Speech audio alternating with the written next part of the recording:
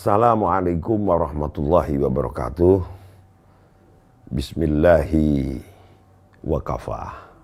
Alhamdulillahilladzi hadana lil imani wal islami ala ahli sunnah wal jamaah. Wassalatu wassalamu ala sayyidina Muhammadin sayyidil ummah alladzi narju du'aahu wa syafa'atahu yaumal qiyamah wa ala alihi wa sahbihi wa man tabi'ahu wa nasarahu wa walahu min yaumi hadza ila yaumil ba'tsi wan nahdah. Di dalam kehidupan ini sudah menjadi sunatullah bahwa kita hidup diciptakan oleh Allah Subhanahu wa taala, itu kita dituntut untuk selalu melakukan upaya-upaya agar kehidupan ini menjadi berjalan normal. Salah satu yang menjadi bahan pokok orang hidup itu kan apa yang kita konsumsi setiap hari. Menyangkut makanan, minuman, sandang, tempat tinggal, rumah. Ini adalah kebutuhan pokok kita, atau dalam bahasa lain disebut kebutuhan primer. Kebutuhan yang tidak bisa ditinggalkan, ya, atau kebutuhan yang tidak boleh disepelekan, itu kebutuhan yang primer. Di dalam memenuhi kebutuhan pokok itu adalah kita dituntut untuk melakukan usaha atau ikhtiar. Rasulullah bersabda, tolabul halal itu wajibun ala kulli muslimin wa muslimatin. Mencari rizki, mencari kecukupan yang halal itu adalah kewajiban bagi setiap muslim-muslimah, mukmin-mukminah. Karena apa? Karena dengan kecukupan di dalam kebutuhan ini akan menjadi kehidupan itu menjadi laras, berjalan normal. Nah, salah satu upaya itu adalah kita ada sebagian yang dalam rangka menjalankan kewajiban itu, ikhtiar usaha itu, sampai mencari atau mengupayakan di negeri orang. Seperti saudara-saudara saya ada di beberapa negara di luar negeri, di dalam rangka untuk menjalankan kewajiban itu. Menurut hemat saya bahwa orang mencari rezeki yang halal atau orang berikhtiar itu kewajiban. Kita bekerja mencari rezeki yang halal untuk memenuhi kebutuhan, itu satu kewajiban. Sehingga ini harus ditanamkan dalam diri kita bahwa bekerja itu untuk memenuhi kewajiban. Ini bagian dari ibadah kita kepada Allah. Ini perintah Rasulullah. Kalau itu cukup, harapannya di dalam membangun sebuah bahtera rumah tangga itu berjalan dengan baik. Ada ketentraman, ada ketenangan, ada keharmonisan. Tentu semua ini karena ini sebuah kewajiban perintah agama, kebutuhan yang terpenuhi itu untuk menyempurnakan ibadah kita, pengabdian kita kepada Allah Subhanahu wa taala. Jadi jangan sampai kita mengikhtiarkan rizki tadi, harus dihindari ikhtiar-ikhtiar usaha-usaha yang keluar dari aturan yang sudah ditetapkan oleh syariat. Sehingga kalau saudara saya dimanapun berada mencari rezeki itu harus diniati sebagai ibadah. Ya. Orang masalah kaya atau miskin itu sudah ada garisnya sendiri-sendiri.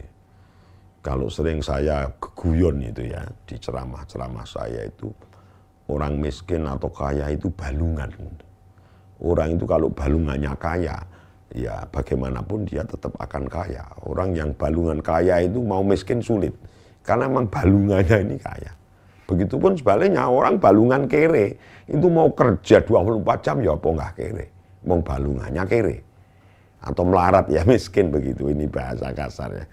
Sehingga kita bekerja tadi untuk mencari rezeki halal itu bukan dalam rangka agar kita menjadi kaya atau kita takut miskin. Tapi yang penting kebutuhan kita itu tercukupi. Ini bagian dari ibadah. Kalau kemudian kita menjadi orang kaya, orang yang berlebih, nah ini alhamdulillah itu anugerah namanya. Tapi kita jangan takut menjadi orang miskin. Orang miskin asal cukup itu gak masalah. Toh kita sekarang ini bisa melihat orang-orang yang kita anggap kaya itu ternyata mereka lebih miskin daripada kita. Hutang mereka banyak, beban mereka banyak, macam-macam lah. Sehingga saudara saya yang ada di luar negeri, di dalam ikhtiar usaha, melakukan kewajiban, itu jangan sampai mengganggu keharmonisan dalam keluarga. Saudara-saudara saya mencari rezeki halal itu dalam rangka agar hidup dalam keluarga itu harmonis. Jangan kemudian malah keinginan kita, tujuan kita dalam kehidupan rumah tangga ini harmonis, justru hancur gara-gara kita kerja di luar negeri. Nah, di dalam menjaga keharmonisan, menjaga keutuhan, ketentraman keluarga ini tentu harus terus ada komunikasi antara suami, istri, antara orang tua dengan anak-anaknya, antara anak dengan orang tuanya. Apalagi sekarang eranya sudah era yang luar biasa, era digital.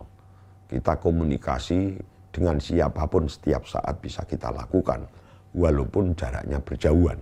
Dengan kemajuan ilmu teknologi, dengan kemajuan ilmu teknologi informasi itu, dunia ini menjadi kecil.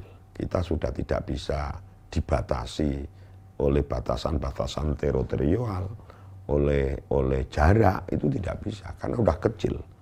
Dunia ini udah kecil, artinya kehidupan kita ini sudah tidak ada batasnya. Antar orang satu dengan orang lain, antara negara satu dengan negara lain, antara suku satu dengan suku lain, itu sudah tidak bisa dibatasi, karena masing-masing sudah bebas untuk berkomunikasi, berinteraksi, berkonsolidasi. Nah, harapan kita, saudara saya yang keluar ini, komunikasi ini kunci, ya, kunci. Komunikasi antara suami, istri, istri suami, orang tua kepada anak-anaknya, anak kepada orang tuanya. Ini sudah semakin mudah. Inilah anugerah Allah. Allah memilih manusia-manusia yang diberi akal, kecerdasan luar biasa sehingga mampu melakukan upaya-upaya, ikhtiar-ikhtiar untuk kemajuan ilmu dan teknologi. Ini anugerah sehingga kita dimudahkan untuk berkomunikasi. Ya, seperti saya sekarang ini bisa berkomunikasi dengan saudara-saudara dimanapun berada. Nah, monggo ini jadi tujuan kita bekerja, tujuan kita mencari rezeki halal itu satu, memenuhi kewajiban, mengikuti sunnah Rasul, ya, mencapai kehidupan yang tentram, yang damai, ya, keluarga yang harmonis. Nah, tentu kita tidak boleh keluar dari rel yang sudah disabdakan, rel yang sudah disyariatkan oleh agama kita yang kita cintai ini. Sehingga tujuan saudara sekalian dimanapun berada itu mencari rezeki itu akan memberikan manfaat dan barokah yang besar untuk diri sendiri, untuk keluarga, dan untuk saudara-saudara kita, bahkan bisa meluas kepada tetangga kita, handetolan kita, sahabat kita.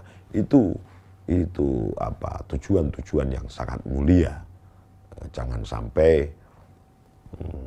kita mencari kecukupan di luar negeri itu justru merusak rumah tangga.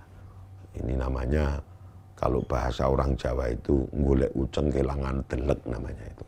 Jadi ucengnya itu yang kita cari, deleknya itu yang jadi tujuan keluarga yang harmonis itu. Jangan sampai ucengnya nggak kena, deleknya juga nggak dapat kita capai, itu jangan sampai. Jadi uceng kena, deleknya juga kena. Artinya bahwa Anda mencari kecukupan rezeki tadi untuk keutuhan rumah tangga Anda, untuk kecukupan keluarga Anda, agar anak-anak kita mampu mencari ilmu apapun yang membutuhkan biaya bisa tercukupi. Itu diantara tujuan-tujuan kita, saudara-saudara sekalian, mencari kecukupan di luar negeri, mencari rezeki yang halal tadi untuk memenuhi kebutuhan-kebutuhan hidup ini. Tapi jangan sampai justru mengganggu atau bahkan merusak keutuhan dalam rumah tangga itu. Mengganggu keharmonisan antara suami dengan istri. Kita sudah sering kan mendengar cerita, ya, membaca tulisan-tulisan, karena keinginannya di luar negeri mencari rezeki, justru itu menjadi hancur keluarganya, berantakan keluarganya. Nah, itu artinya bahwa ikhtiar ini justru merusak tujuan yang utama. Ya. Usaha-usaha itu merusak tujuan yang utama. Usaha untuk mencari rezeki tujuannya keutuhan rumah tangga, tapi justru hancur. Ini tidak menjadi keinginan kita semua. Kuncinya itu di komunikasi yang terus-menerus, saling menjaga, ya, saling percaya, saling terbuka di antara saudara sekalian dengan keluarganya. Tentu komitmen kita sebagai umat Islam, kita sebagai orang Islam, komitmen syariah harus kita pegang. Bagaimana membangun sebuah keluarga rumah tangga yang baik sesuai dengan cita-cita kita, keinginan kita saat kita menjalankan awal pernikahan, awal membangun keluarga. Jangan sampai usaha di luar negeri ini justru merusak hubungan, ya, menghancurkan keluarga. Itu jangan sampai terjadi. Kuncinya adalah komunikasi yang intens, yang dipenuhi dengan kejujuran, keterbukaan, dan tanggung jawab. Insya Allah, sehingga keluarga ini menjadi keluarga yang sakinah, mawaddah, warahmah. Kata Rasulullah, baiti jannati, keluargaku adalah surgaku. Sehingga Anda semua yang ada di luar negeri, di dalam mencari rezeki yang halal tadi, betul-betul akan mendapatkan pahala, mendapatkan derajat yang mulia di sisi Allah dan Rasul-Nya. Demikian harapan saya. Kita semua punya istri, kalau kita suami, yang istri punya suami, punya anak-anak, itu adalah aset kita di masa depan yang harus kita tata betul mulai sekarang ini. Anak-anak kita, penerus kita, keluarga kita semua harus bersama-sama kita berupaya untuk menjadi orang-orang yang selamat fiddin, fid dunya wal akhirah, selamat agamanya, selamat dunianya, dan utama lagi adalah selamat akhiratnya. Demikian apa yang bisa saya sampaikan, kurang lebihnya mohon maaf. Wallahu yuwaffiquna lima yuhibbuhu wa lima yardah. Wal afu minkum. Wassalamualaikum warahmatullahi wabarakatuh.